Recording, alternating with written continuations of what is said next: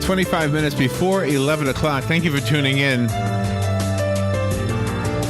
I guess, how many years ago has it been? It's been a while ago, and my dad passed away, and I was back in his tool shed, and I was cleaning it out, and there was a whole bunch of these jars called, was it Bell or Ball? What did it say on the jar again? Ball? B-A-L-L? Yep, Ball. And they all were used, he was using them for nails and for different kinds of hardware things, and anyway, and I had this like flashback of a time in my life when I used to see those in people's pantries, people who actually preserved their own fruits, they made their own jellies, right? I can remember, gosh, I don't remember who it was, but this lady used to pour melted wax on top of them. Yep, you had to seal them. Is that right? Yep, See, I never knew how this was done, and I've seen them for sale, like at the grocery store. Yep. So this is kind of a fascinating topic. We've never talked about it before. Jan Miller is on the phone. She's the executive editor at Better Homes and Gardens, and what better publication to teach us about canning than Better Homes and Gardens? They have a guide. It's called the Complete Canning Guide, the basics of freezing, drying, and preserving fresh and flavorful food to enjoy year-round. Jan Miller, this is a topic, I think you've hit on something we've never, ever, ever talked about on this show. I love hearing that. It's got a great history, so it's good that you're bringing it up again. Well, nice to meet you. Thank you. Where are you right now? I'm in Des Moines, Iowa. In Des Moines. See, that sounds like Iowa. Sounds like a place you would still be canning food, doesn't it? Absolutely. You know, you would be amazed because there is a younger generation that has really grasped the canning and is really wanting to run with it. Well, I want to do like my grandmother did, just like you said, your memories. It comes back. Yeah. And so we call it can. We picture metal, but it actually refers to glass jars, right? Yes, it does. Yeah, and you're right. Ball is probably the most popular brand out there, and that's the one you see. But they make beautiful. Now they're just releasing beautiful blue and purple and green, so it's no longer just that plain clear glass. Oh my gosh, I didn't know that. Yeah. Wow. So what can you can? I mean, I know. I've always wanted to taste some homemade jelly. You can do that. Oh, please, no, don't bring them in. I know. As soon as I say that, somebody's going to bring me homemade jelly. Don't. You know, that's probably one of the easiest things to start with canning. And really? I think, yeah, it is. I always think of strawberry jam. You know, you can go pick your own strawberries so many places now, and that's just an easy thing to do. And in the summer, it always is those things that are just abundant. You know, they're coming out of our ears, strawberries and zucchini and tomatoes. Oh, my gosh, we've got a lovely, even think past canning fruits, but we have a Bloody Mary mix in here that you can make with your fresh homegrown tomatoes. So nice. And you can that? Yeah, really? You process it. You process your tomatoes and in a water bath canner. So sell me on the idea of canning. Is it cheaper than buying it just in the store, or does it taste better? What are the advantages of canning? So many. All of those things. If you are somebody that does grow your own, has a big garden, sometimes you just cannot eat the fruit or the veggie as fast as before it will spoil. And so it's a great way to save the taste of summer. You know, you can open up that jar of tomato sauce or pasta sauce in the middle of winter, and you still got that yummy summer tomato flavor. You don't get that in a processed canned off the grocery store shelf. And another thing is that I do think that that also ties into saving money, of course, too, because you're using what you're growing yourself. But even if you are somebody that goes to the farmer's market and you just love whether it's zucchini, you don't have a space to grow it yourself, there's so many things that you can do, and like I said, save it all through the summer. Really? And we do have a farmer's market here in town every Saturday and then every Friday on the other side of town. And there are people that actually can, and they bring in their pickles and their jellies and their preserves to sell, to the masses. Oh, so I can just go buy some? Yes. Okay. Oh, sure, but you just have so much more satisfaction if you do it yourself. Hey, but the other thing that I wanted to say is that we're really focusing on knowing what's in our food, and so when you do this yourself at home, you absolutely know what you're putting into your can of tomatoes at home. And I think that does make a difference, and that's driving a lot of this resurgence in canning again. It's a really cool idea. Now, when I buy something in the grocery store, there's an expiration date on it. Do I need to put an expiration date on something I've canned? Do I need to? And will the book help me understand how long something will be around? Absolutely, absolutely. Because you should label and date all of your canned goods, and then we tell you how to store it as well. And all of the things that you process in a water bath canner. It's just like you put your food in sterile jars, and then you and that sounds scary, but it just means that you've boiled your jars, and then you put this in a big pot, put a lid on it, and you boil your jars for the recommended amount of time that we tell you in the recipe, and then you're able to store those on the shelf, and we don't have to put those in the refrigerator. And same thing when you do a pressure canner, and that's a little bit more advanced. There are people that really know what they're doing when they're using a pressure canner. You have to do that for foods that have a higher pH and are a lower acid food, so that because you have to go that extra step and use the pressure canner to make them safe. But yes, we tell you all how to do all of those things in the book. I like one of your recipes is curried carrot butter. I've never heard of that before, but that's such a nice treat when you're having a party and you don't have to worry about making it in advance because you've already done it. Oh, there's so many things you can do in advance. We also did a really yummy peach honey butter for the summer season coming up, and that's a fun way to you can put that on a cheese tray or serve it with all sorts of like pancakes and waffles. It's really fun things. We always try to push the flavor envelope here because some people, even if they've canned for years and made the same jelly all the time, we try to give new flavor combo for inspiration. And I think that this book has a lot of interesting, yummy things. Oh, wow. Bourbon peach. Robin and I have been doing radio since 1990, I think, or something like that. I don't think it's ever come up one time. I don't think this subject has ever been brought up at all. No, but this is fascinating. Let's see. I wish you were on longer. We have a short interview with you, though. So the website is for Better. Is it bhg.com? Yes, bhg.com. Okay. And then you can buy this book really anywhere quality books are sold. So, your Amazons and your Barnes & Nobles of the world. It's published by Hope Mifflin, so if you want to go to their website, you can, but it certainly should be available anywhere you can buy a good book. Oh, I just went to your website. I like that wagon. There's a wagon on that looks cool. I'm still a kid at heart. There's a wagon for your gardening you can pull up. Nice big wheels, too. Look at that.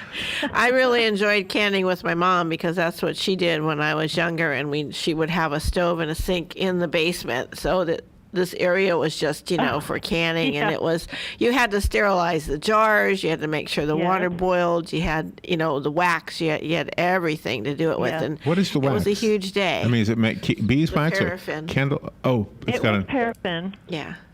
and we tell people that you shouldn't do that anymore. You should not do Really? it. You should not do it. No, Oh. it was a way they did in days past to preserve things, but they make those special lids. They've got a rubber seal on them, and then you buy the rings to put around the top, and it just helps that vacuum because really you're creating a vacuum inside your jar so that that stays fresh and stays sealed. Does it mean I'm getting old if, as a man, I'm actually enjoying looking at Better Homes and Gardens? I'm actually enjoying this website. I must be getting old, huh? Oh, absolutely not. You're in our demo. I'm in your demo. That's right. So where on here do I get the book? I'm looking for the book. It may be that it is on HopeMifflin.com is probably where it is. It's on thepublishers.com. What's it called? Hope? Hope, it's HOUGHTON. Uh-huh. And then it's Mifflin, Mifflin. That's the publisher. Okay. That's the publisher. I think it comes out tomorrow, right? Yes, it does. Yeah, It's just tomorrow is the getting- release date. Oh, okay. getting ready to get out there. Yeah. So trying to- the book is called Better Homes and Gardens Complete Canning Guide. Do you have anything in the cabinet, right, in the, what do you call it, pantry? Do you have anything in the pantry right now that you canned yourself? Do you know that I wish you could see the jars that we have over in our test kitchen, because that's how we get all of this done, is they are so wonderful. It takes a village really to make one of these books, and we have just a beautiful, it's such a gorgeous color. I mean, it's jars and jars and rows of jellies and corn and fresh pickled vegetables, and so it is quite a pantry. I wish I did have it at my own home. We've got a lot of leftover hard-boiled eggs. Can we can them for a while? No, please eat those. Make egg salad. You can't can everything then, huh? No, there are some things you just shouldn't do. Well, Jan, you're a delight. Thank you for being on the air with us today. And for everybody else, the book, again, is called Better Homes and Gardens, Complete Canning Guide. And Robin said it comes out tomorrow. So we'll put a link on our Facebook page and make sure it's accessible to everybody. Thank you so much. Thank you, It was Jan. fun. That was Have fun. a great day. Now I feel like canning something. Yeah. All right. I want you to. We'll be right back. Hello, gorgeous. Hi, this is Becky at Hello Gorgeous Salon. We are located in the heart of downtown Ocala, right next to the historic Marion Theater. I'd like to invite you to stop by and see our new boutique area and meet our staff of professional stylists. Here at Hello Gorgeous, we are ready to update your look with the latest trends. It's the perfect time to brighten up your look. So make your appointment now for those highlights and Brazilian blowout. But don't stop there. We are a full-service salon offering manicures, pedicures, and facials also. So if you've been searching for a salon to call your own, come and see us at Hello Gorgeous Salon. We are located at 48 South Magnolia Avenue in downtown Ocala, right next to the Marion Theater. So call today and set up your appointment at Hello Gorgeous Salon at 351-5358. That's 351-5358. And don't forget, we also do men and children's cuts too. 351-5358. Hello, gorgeous. The weather is brought to you by myfwc.com. Safe boating is no accident. It'll be partly sunny today with a shower or thunderstorm around this afternoon and this evening. The high today 81 to 85. And partly cloudy later tonight, low 64 to 68. Tomorrow, partly sunny and warm with a chance of a shower or thunderstorm in the afternoon. High 83 to 87. For Wednesday, partly sunny and warm with a chance of a late day thunderstorm. The high 84 to 88. From the Florida Weather Center, I'm meteorologist Joe Lundberg.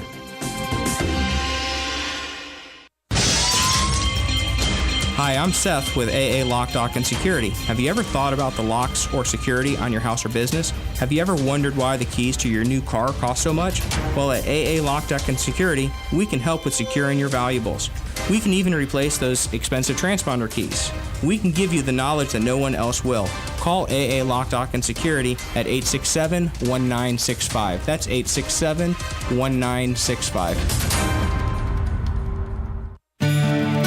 Real estate is the largest and most personal investment that any of us will ever make. Be sure to tune in Tuesdays at 10 a.m. when Bob Kennedy, owner of Berkshire Hathaway Home Team Realty, will be answering your questions and discussing real estate. So remember, that's Tuesdays at 10 a.m. Call 622-9622 with your questions. It pays to be an informed buyer or seller. This is news you can use from Berkshire Hathaway Home Team Realty and your friends here at WOCA. Hey, Matt, I know Sunrise Automotive does auto stuff, but I need some tires for my truck. Can you recommend someone? Yes, I can. We do that. No, I mean, I need them installed and balanced and all that. Yep, we do that. Well, my son needed his windows tinted. Yep, we do that. I need my too. seat replaced. Yep, we do that too. I need a new roof line, and a new spoiler, and a new Yep, trunk. And we can even do that too. Okay, I get it. I suppose you can also do a radio show too, huh? Well, as a matter of fact, join me every Monday at 10 for auto repair with personal care here on The Source. Of course you do. Holidays and memories go hand in hand. Why not make this Easter even more memorable by serving a honey-baked ham and delicious sides and desserts? Yum! Yes, the coconut and lemon cream cakes are back. Enjoying the family, egg hunts, and just being able to relax without having to spend hours in the kitchen will make your day a memorable one. Pop on over to Honey Baked Ham. Call and place your holiday order today, 861-0011. That's 861-0011. Honey Baked Ham, behind Best Buy. Ocala's information station, 1370 WOCA. Ocala.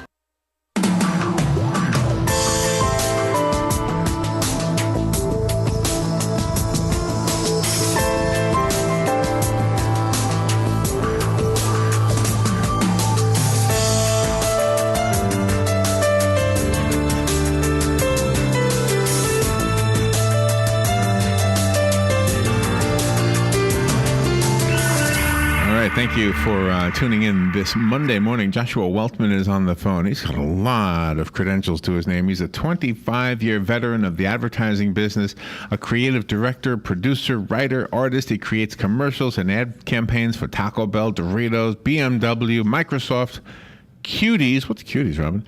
Kia Motors. And he's been, I don't know. He's been part of the television series Mad Men, which I know a lot of you, especially ladies, like that show. Ever since the first season, to help ensure that the depictions of the show are accurate. Okay, we'll find out about that. His book is called Seducing Strangers, The Little Black Book of Advertising Secrets. We're in the advertising business. Sometimes we don't think of our end as that, but we certainly are. I mean, on the other side of the wall, they're all selling ads so that we can do what we do, right? That's right. And in essence, we're selling, in fact, we're selling a book right now by talking about it, right? So it's kind of part of it as well. Joshua Weltman. Good morning, Joshua.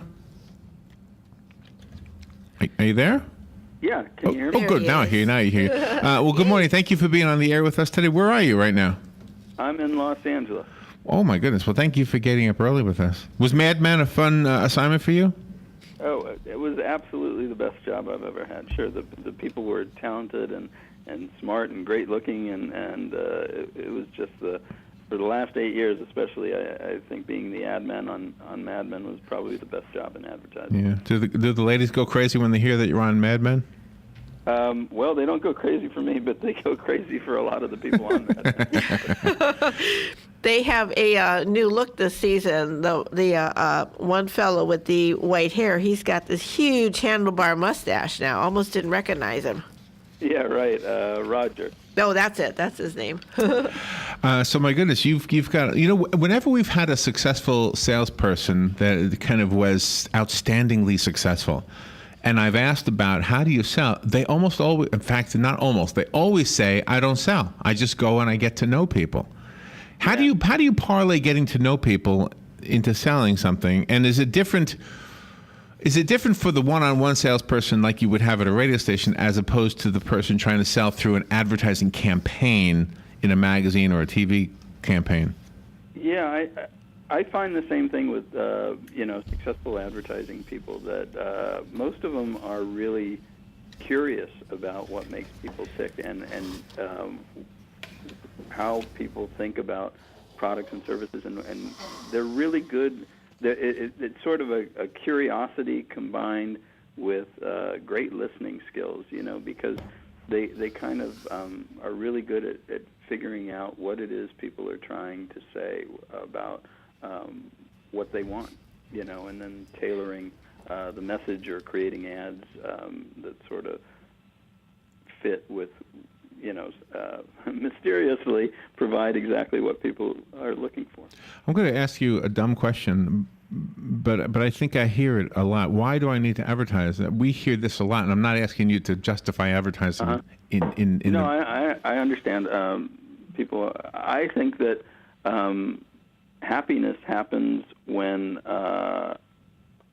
expectations are met or exceeded by reality. And I think companies need to advertise because that's how they set customers' expectations for their products and services. So without those expectations, their products and services can't exceed expectations and make customers happy, A difference I've noticed between most locally written and produced ads and most nationally written and produced ads is there are more words in the local ones, and it just sounds cluttered with words. Yeah.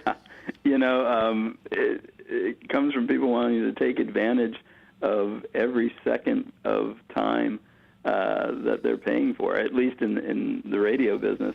One of the most successful campaigns I ever ran were 60-second radio ads for Whole Foods markets, which was a natural food market, and we only had 20 seconds a copy. We had like 40 seconds of dead air because the idea was that unlike conventional grocers, Whole Foods markets has no extra ingredients or fillers. It was just pure food. So you literally had dead air, or did you put music? Did you put music in there? Well, there were just long pauses, and then the announcer sort of got into a discussion with the fictional radio engineer about all the dead air in the spots. Oh, that is a very clever idea. And how do you measure the success of an ad campaign? It's got to be from the results, the sales of the product, right? Well, it depends. One of the points of the book is that there are a number of different ways that businesses are built using communication and advertising, and sales is just one of them. Sometimes you're running an ad to try and get inquiries about a product that there's no possible way that you're going to sell with or explain with just one ad or one message. So I think that usually the four measurements of success that I've run across are you either want to make inquiries go up, you want to bump sales or traffic, you want to increase market share, or you want to build margins. So one of the tricks of any sort of marketing or communication campaign is knowing which one of those metrics is going to be what you're judged on, what you're succeeding at. Is it easier to sell something that you can tangibly hold in your hand as opposed to selling something where it's just air, like you hook your computer up to this thing in the cloud and you can download songs into the computer, or you can download a security system into the computer? Yeah, I think that's a great question. You're the first one that person that's asked me that. But yeah, people have a really hard time buying something that they can't see. If it is a conceptual product like internet service or software or something like that doesn't really exist, you have to find a way as an advertiser or marketer that you can make that concept visual so people can see what they're paying for. That's true, but we all buy apps. There's a few people out there that got rich selling apps. So on the TV show, sometimes I think that people who think about advertising agencies think that it's kind of a group of guys trying to figure out how to get people to buy something they don't really want. In my less educated world, I always feel like I couldn't sell anything if I didn't believe in it. Yeah, I feel the same way. And I think it's more about trying to figure out what it is people want, and then you can sort of tailor your message to that much more successfully than trying to sell them something that they don't want. That's never worked for me. That is a really good tip. So the book is called Seducing Strangers. I love the title. I think I saw something. Never mind. I won't tell you about the movie I watched. The Little Black Book of Advertising Secrets. Give us, let's see, a sample secret. We got about 2 minutes. Buy radio ads. My boss just fell in love with you. There you go. Well, actually, that one out. In all seriousness, I truly, truly do believe in what we sell, but I don't know that it's always good for every advertiser.